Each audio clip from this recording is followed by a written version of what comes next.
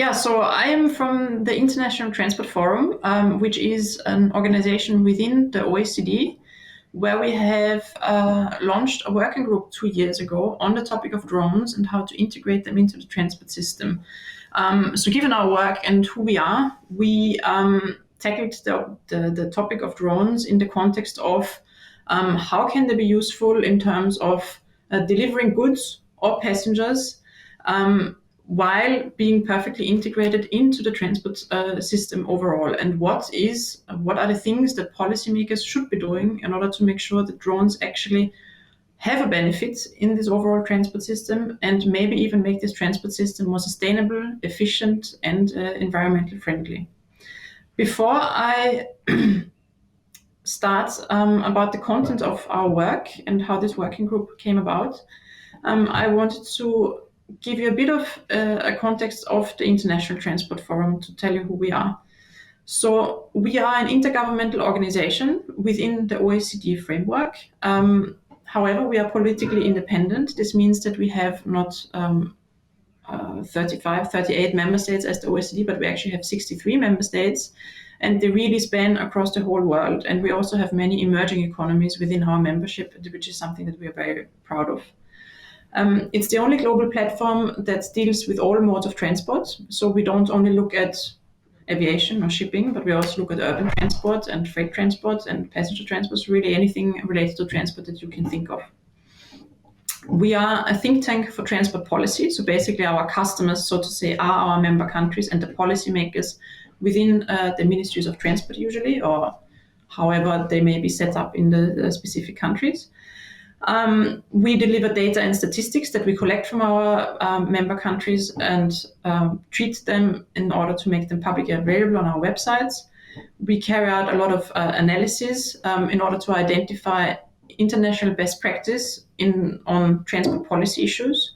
And we share all the knowledge that we gain from these insights, from the data collection, from the analysis we carry out, and so on. We also facilitate a global dialogue for better transport. One of the key things we're doing here is that we bring together at the so-called annual summit of transport ministers, the transport ministers of all our member countries. This is the largest event that brings transport ministers together around the world. It happens each year, usually in Leipzig in Germany. We also, since, for a few years now, almost 10 years, we have a so-called corporate partnership board. So this is our initiative to bring the corporate world to the policymakers. So the corporate partnership board is a group of 30 industry players, or it's a growing number, 30 industry players that have interest in transport policy making. And they can they're allowed to shape certain research reports that we are delivering as the International Transport Forum. And we are therefore, with all this work, a platform for discussion and pre-negotiations in terms of international policy making in the transport sector. Our current focus areas are digitalization, connectivity, safety and security, universal access, and decarbonization. And throughout this presentation, you will see that drones tackles a few of these current focus areas that we're working on, from decarbonization to better connectivity. Digitalization is an issue, obviously, and also improved access for passenger and freight transport. So now to this specific work on drones. What was the motivation and background? So basically, just to let you know that when we launch a so-called working group at the ITF, this means that this comes at the request of our member countries. So there was a certain group of member countries, transport policymakers of our member countries, that said we want to have a working group on drones because this is something that bothers us. We are not sure how to deal with this and what we're supposed to do in terms of policy making. And the main research question was, well, how do we prepare for the large-scale deployment of drones? And is there even a reason why we should be preparing for a large-scale deployment of drones, and will it actually be happening?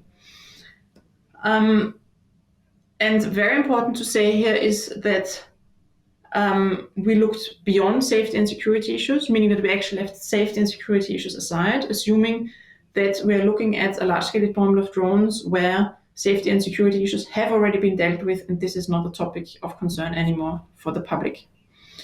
And we have also seen that current regulation is too restrictive and lags behind, so there is not going to be a large-scale deployment of drones if current regulation is not adapted to a new drone environment. When we talk about drones, what do we mean? We mean drones of all sizes and weights, all kinds of design layouts and engine types, irrespective of the altitude at which they operate. The only condition so we have, so to say, that we have in terms of defining drones is that the drones, from our point of view, within the scope of this study, are drones that fulfill a purpose within the transport system. So they either transport freight or they transport passengers, or they support the transport system, meaning, for example, drones that help in the maintenance of railway tracks or motorways and so on. But the scope of our study was the use of drones within the transport system, nothing beyond that. What did we do? We analyzed the market potential and economic impact of drones within this transport system. We looked at what the societal impacts and acceptance of drones would be among the public. We looked at the environmental impacts of drones. We looked at drone infrastructure, so what is required in terms of infrastructure, who would be governing that and who would be funding it. And what is how does the integration of drones into the existing transport system actually going to look like? And again, not part of our work were any safety or security questions, because our base assumption was that we're talking about an already safe system. What did we find? Well, we found that drones do enable significant economic activity, and they can deliver substantial economic, social, and environmental benefits. However, the important word here is on can, so it's not a given that they deliver those benefits. It has to be properly managed, and this is also the task of the policymakers, to make sure that these benefits can actually be materialized. Then we also found that adapting aviation regulations will be insufficient to leverage the benefits of drones. So quite often the regulation of drones now happens within the traditional aviation departments of transport ministries.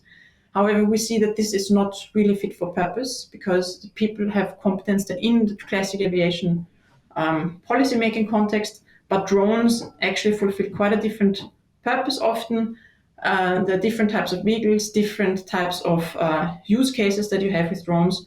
So we think that regulating drones within this aviation context is currently insufficient. And we also see that there are substantial knowledge gaps about issues that concern the public. So there's a lot of public concern around the uptake of drones and their uses in the transport sector. And these knowledge gaps obviously have to be filled in order to make sure that the public can then actually be treated properly, so that they get on board and they accept a drone take-up at a large scale. Now, what are the recommendations out of this report for policymakers? They should clarify the drone status within airspace regulation. So one classic example is here that airspace regulation, for example, defined in the Chicago Convention, means that it's very tricky for for aviation operators to carry out so-called cabotage activities. So an operator in Canada has difficulty entering the market in Europe, for example. This is not very helpful for drone operators who want to build up and scale up the drone business. Another recommendation is that there should be something like drone authorities being set up within ministries of transport, or the most adept ministry that should be dealing with drones in each country.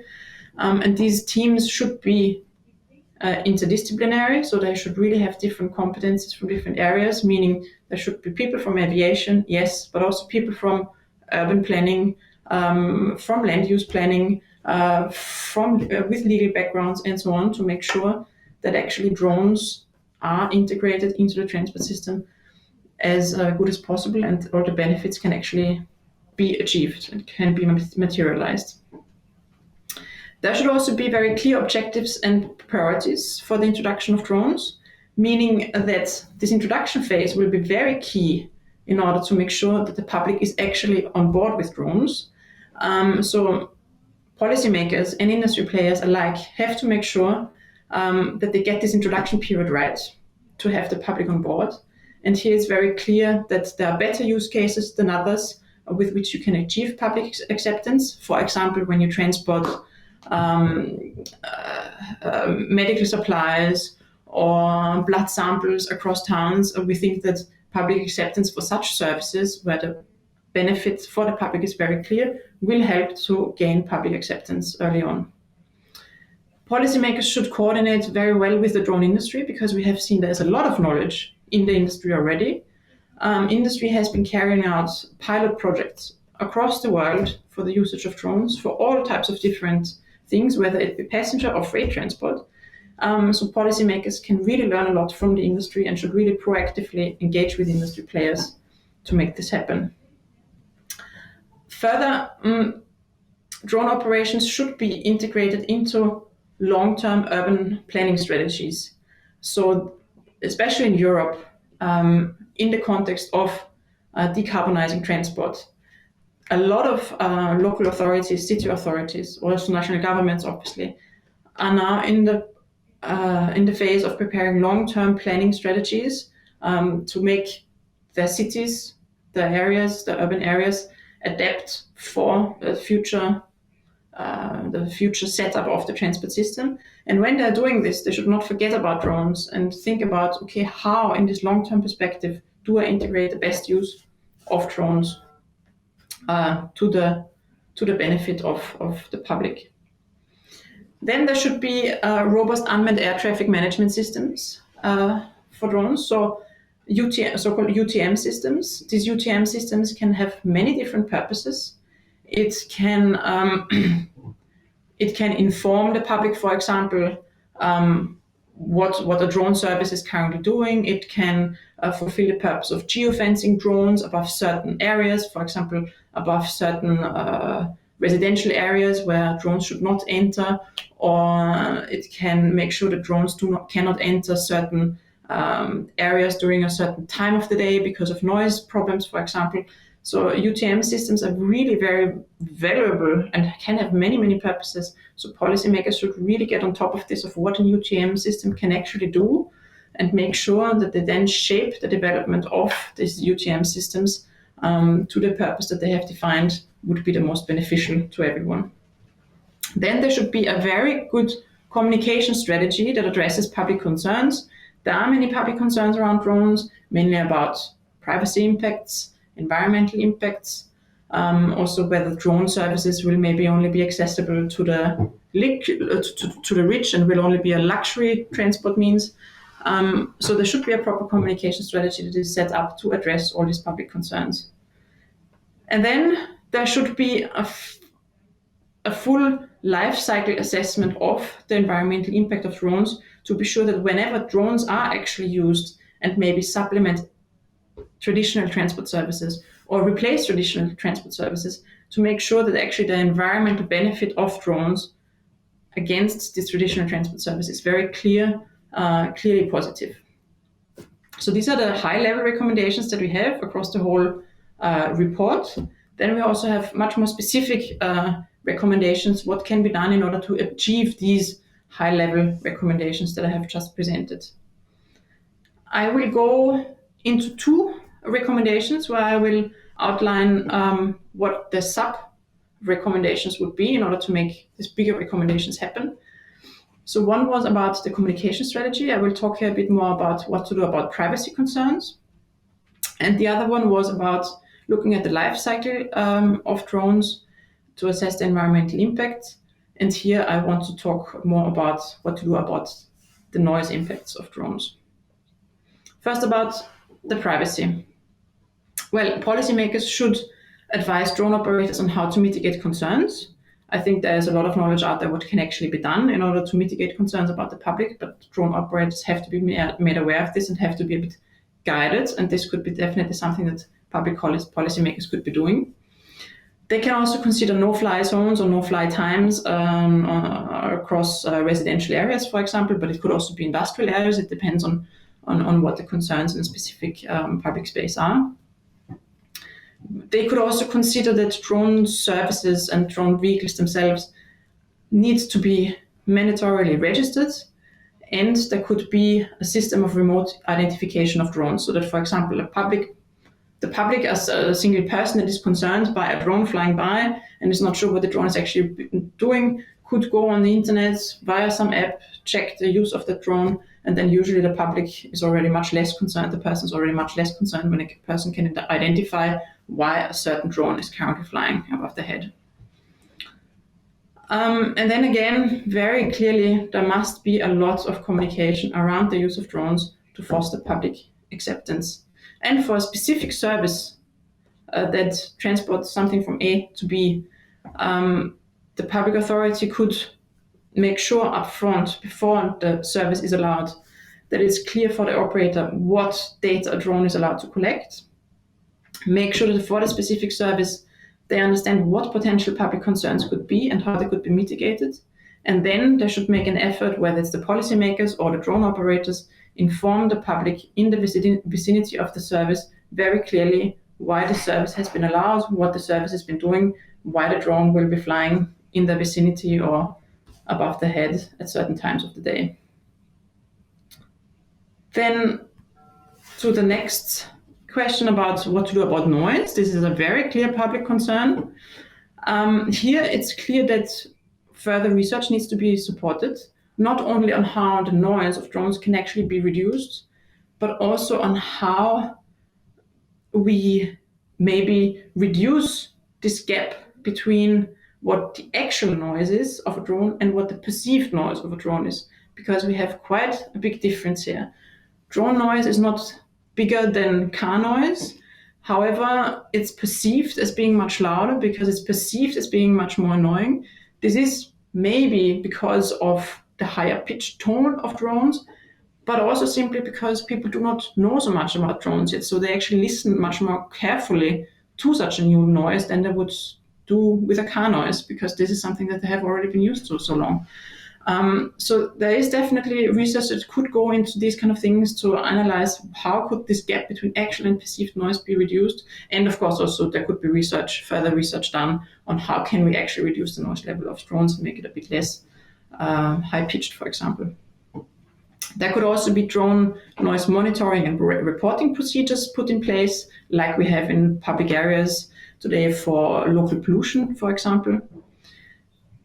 Public authorities could also stimulate low noise flight procedures. They could define drone operating restrictions also during certain time of the days or over certain areas.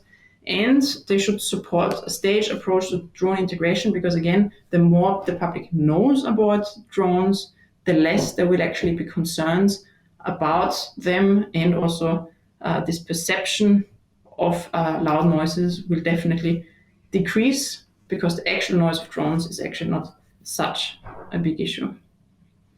So with this, I have come to the end of presenting in very brief the content of this working group report, which is freely available on our website and very easy to find.